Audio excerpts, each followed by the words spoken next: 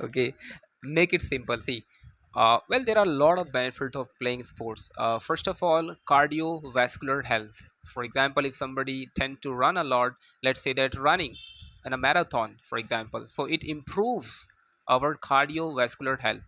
Secondly, it also improves our muscles, right? We gain muscles, even we lose muscles depending on our desired result or goal. Number three, it makes our life active. We become very active, right? We avoid sedentary lifestyle. So sports are a lot of things in this cosmic world. We have extreme number of sports, so sports are really important in our life. I'm sorry, just I carried away somewhere else.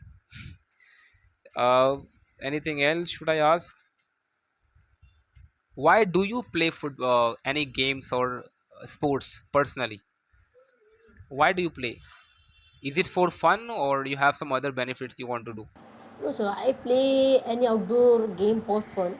When I was doing some study, to go get refreshed to my mind. So I play outdoor game. So I like kabaddi. This is the best outdoor sports which I like, and uh, this is a sport which I like when I was studying and to get refreshed.